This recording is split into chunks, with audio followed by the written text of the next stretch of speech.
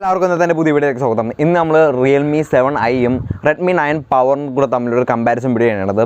അപ്പോൾ വീഡിയോ ഇഷ്ടപ്പെടുകയാണെങ്കിൽ ലൈക്ക് ചെയ്യുക, സബ്സ്ക്രൈബ് ചെയ്യുക. അപ്പോൾ നമുക്ക് വീഡിയോ സ്റ്റാർട്ട് ചെയ്യാം. ഓക്കെ, ആദ്യം തന്നെ ഞാൻ പറയാം, ഈ രണ്ട് മൊബൈലും എന്നുള്ളത് ഗെയിം കളിക്കാനൊന്നും അത്ര നല്ലതൊന്നുമല്ല. ഇപ്പോൾ നിങ്ങളിപ്പോൾ വീഡിയോ കാണുന്നതിനൊക്കെയാണ് അല്ലെങ്കിൽ സാധാരണ നോർമൽ യൂസേജിന് വേണ്ടി മാത്രം നിങ്ങൾ ഈ രണ്ട് മൊബൈലും സെലക്ട് ചെയ്ത് വെച്ചാൽ മതി. ഇനി നമ്മൾ ഈ രണ്ട് മൊബൈലും കൂടെ കമ്പയർ ചെയ്യാൻ നേരത്തും ആദ്യം നമുക്ക് റെഡ്മി 9 പവറിലോട്ട് പോകാം. റെഡ്മി 9 പവർ എന്നുള്ളത് യഥാർത്ഥത്തിൽ ചൈനയിൽ റെഡ്മി നോട്ട് 9 4G എന്ന് പറഞ്ഞ് റിലീസ് ചെയ്ത സെയിം മൊബൈൽ തന്നെയാണ്. ഇവിടെ അവർ റീബ്രാൻഡ് ചെയ്തുകൊണ്ട് റെഡ്മി 9 പവർ എന്ന് പറഞ്ഞ് റിലീസ് ചെയ്തിരിക്കുകയാണ്. നമുക്ക് ആദ്യം ഡിസ്പ്ലേ തമ്മിൽ കമ്പാരിസൺ ചെയ്യാം. അപ്പോൾ റെഡ്മി 9 പവർ എന്നുള്ളത് നമുക്ക് കിട്ടുന്നത് ഡിസ്പ്ലേ 6.53 ഇഞ്ചിൻ്റെ ഫുൾ HD പ്ലസ് ഡിസ്പ്ലേ ആണ്. ഇവിടെ നമുക്ക് 60 Hz റിഫ്രഷ് റേറ്റ് മാത്രമേ ഉള്ളൂ, ഹയർ റിഫ്രഷ് റേറ്റ് ഒന്നുമില്ല, പക്ഷേ ഫുൾ HD ഡിസ്പ്ലേ ഉണ്ട്. നമുക്ക് നമ്മൾ റിയൽമി 7iലോട്ട് പോയാൽ നമുക്കവിടെ ഹയർ റിഫ്രഷ് റേറ്റ് കിട്ടുന്നുണ്ട്, 90 Hz റിഫ്രഷ് റേറ്റ് കിട്ടുന്നുണ്ട്. 6.5 ഇഞ്ചിൻ്റെ ഒരു HD പ്ലസ് ഡിസ്പ്ലേ മാത്രമേ നമുക്കവിടെ കിട്ടുന്നുള്ളൂ. ഉള്ളതിൽ വെച്ച് 90 Hz റിഫ്രഷ് റേറ്റ് ഉള്ള ഏറ്റവും വില കുറഞ്ഞ മൊബൈലാണ് റിയൽമിയുടെ 7i. ബിൽഡ് ക്വാളിറ്റിയോട്ട് പോവുകയാണെങ്കിൽ നമുക്ക് റിയൽമി 7iയിൽ കിട്ടുന്നത് ഫ്രണ്ടിലായിട്ട് ഗൊറില്ല ഗ്ലാസ് ആണ്. പക്ഷേ ഏത് ടൈപ്പ് ഗൊറില്ല ഗ്ലാസ് ആണ് ഉപയോഗിച്ചിരിക്കുന്നത് റിയൽമി ഇതുവരെയായിട്ടും റിവീൽ ചെയ്തിട്ടില്ല. ബാക്കിൽ നമുക്ക് പോളികാർബണേറ്റ് ബാക്ക് തന്നെയാണ് കിട്ടുന്നത്. ഇനി റെഡ്മി 9 പവറിലോട്ട് പോവുകയാണെങ്കിൽ നമുക്കവിടെ ഫ്രണ്ടിലായിട്ട് ഗൊറില്ല ഗ്ലാസ് 3യും ബാക്കിൽ പോളികാർബണേറ്റ് ബാക്ക് തന്നെയാണ് അവിടെയും കിട്ടുന്നത്. ഇനിയിപ്പോൾ വേറൊരു സ്പെഷ്യലായിട്ടൊരു കാര്യമുണ്ട് റെഡ്മിയുടെ 9 പവറിൽ. കാരണം എന്ന് വെച്ചാൽ അവിടെ നമുക്ക് സ്റ്റീരിയോ സ്പീക്കർ കിട്ടുന്നുണ്ട്. ഇവർ 10-15,000 രൂപയുടെ മൊബൈലിൽ നമുക്ക് സ്റ്റീരിയോ സ്പീക്കറൊന്നും കിട്ടുന്നില്ല. അപ്പോൾ നമുക്ക് 10-11,000 രൂപയ്ക്കൊക്കെ സ്റ്റീരിയോ സ്പീക്കർ കിട്ടുന്നുണ്ട്. അതിൽ നമുക്ക് ആ വീഡിയോ ഒക്കെ കാണുന്ന സമയത്ത് സെറ്റപ്പ് ആയിരിക്കും, രണ്ട് സ്പീക്കറും കൂടെ ഒരുമിച്ച് വർക്ക് ചെയ്യണത്. വീഡിയോ തുടങ്ങിയപ്പോൾ തന്നെ ഞാൻ പറഞ്ഞത് രണ്ട് മൊബൈലും നിങ്ങൾക്ക് ഗെയിം കളിക്കാൻ പറ്റിയ ടൈപ്പുള്ള മൊബൈലുകളൊന്നും അല്ല.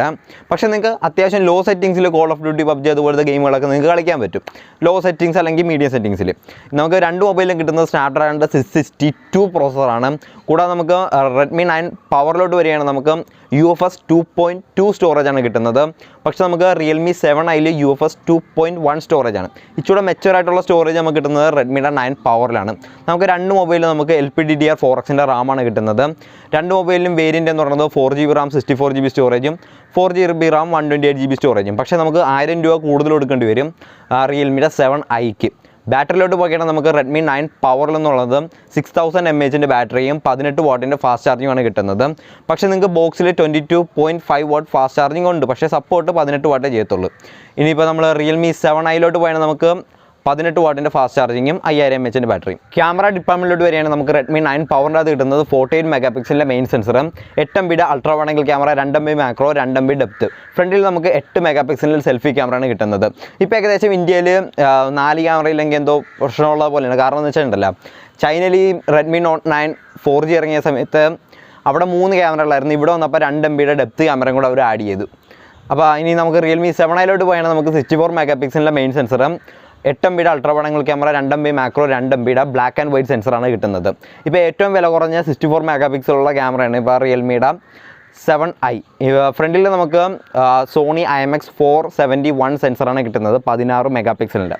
അപ്പോൾ സെൽഫി ക്യാമറയൊക്കെ ഇഷ്ടപ്പെടുന്നവർ എനിക്ക് തോന്നുന്നു ഇച്ചിരി നല്ലത് റിയൽമിയുടെ 7i ആയിരിക്കും. പക്ഷേ 64 മെഗാപിക്സൽ എന്നും പറഞ്ഞ് നേരെ റിയൽമി 7i എടുക്കരുത്. കാരണം എന്ന് വെച്ച് കഴിഞ്ഞിട്ടല്ലോ, രണ്ടിൻ്റെ പ്രോസസ്സർ എന്ന് പറയുന്നത് സ്നാപ്ഡ്രാഗണിൻ്റെ 662 ആണ്. അത് രണ്ടിൻ്റെ ഇമേജ് പ്രോസസ്സിംഗ് യൂണിറ്റ് അത്ര നല്ലതൊന്നുമല്ല. അതുകൊണ്ട് തന്നെ ഏകദേശം സെയിം ആയിട്ടുള്ള തന്നെ ഇമേജ് ആയിരിക്കും. ചില സമയത്ത് എനിക്ക് തോന്നുന്നത് റെഡ്മി 9 പവറിൻ്റെ ആയിരിക്കും ചിലപ്പോൾ നല്ലത് ഫോട്ടോ എടുക്കുന്ന കാര്യത്തിൽ. അപ്പോൾ നിങ്ങൾ ക്യാമറ ഡിപ്പാർട്ട്മെൻറ്റ് വലിയ വ്യത്യാസമൊന്നും കാണത്തില്ല. അപ്പോൾ ഇനിയിപ്പോൾ കൺക്ലൂഷനോട്ട് പോകണമെങ്കിൽ നിങ്ങൾ ഏത് മൊബൈൽ എടുക്കണമെന്ന് ചോദിച്ചു കഴിഞ്ഞാൽ ഞാൻ പറയും എനിക്ക് തോന്നുന്നത് ഏറ്റവും നല്ലത് റെഡ്മിയുടെ 9 പവറാണെന്നാണ്. കാരണം എനിക്ക് മെയിനായിട്ടുള്ള കാരണം എന്ന് വെച്ച് കഴിഞ്ഞാൽ ആ സ്റ്റീരിയോ സ്പീക്കർ ഉള്ളതുകൊണ്ടാണ്. ഈ 10-11,000 രൂപയ്ക്ക് തന്നെ നിങ്ങൾക്ക് സ്റ്റീരിയോ സ്പീക്കർ കിട്ടുന്നുണ്ട്. കൂടാതെ നിങ്ങളിപ്പോൾ രണ്ട് മൊബൈൽ ഏത് സെലക്ട് ചെയ്താലും എനിക്ക് തോന്നുന്നത് റെഡ്മി 9 പവർ സെലക്ട് ചെയ്താൽ മതി. എടുക്കാൻ നേരത്ത് നിങ്ങൾ ട്രിപ്പിൾ സിം സ്ലോട്ട് ഉണ്ട്. അതുകൊണ്ട് തന്നെ നിങ്ങൾ ബേസ് വേരിയൻ്റ് എടുക്കുക. ഇപ്പോൾ 11,000 രൂപയ്ക്ക് ബേസ് വേരിയൻ്റ് കിട്ടും, 11,000 രൂപയ്ക്ക് ബേസ് വേരിയൻ്റ് കിട്ടും. അതിൻ്റെ കൂടെ ഒരു 64-128 മെമ്മറി കാർഡ് ആഡ് ചെയ്താൽ മതി. അല്ലെങ്കിൽ നിങ്ങൾ ഹയർ വേരിയൻ്റ് എടുക്കേണ്ട, കാരണം നിങ്ങൾക്ക് റാം ഒന്നും കൂടുന്നില്ല, വെറുതെ സ്റ്റോറേജ് മാത്രമേ കൂടുന്നുള്ളൂ. അപ്പോൾ നിങ്ങൾ ഏറ്റവും നല്ലത് SD കാർഡ് എടുക്കുന്നതായിരിക്കും. അപ്പോൾ ഇന്നത്തെ വീഡിയോ ഇത്രയുള്ളൂ. അപ്പോൾ നിങ്ങൾക്ക് എൻ്റെ വീഡിയോ ഇഷ്ടപ്പെട്ടെങ്കിൽ please like, share and subscribe.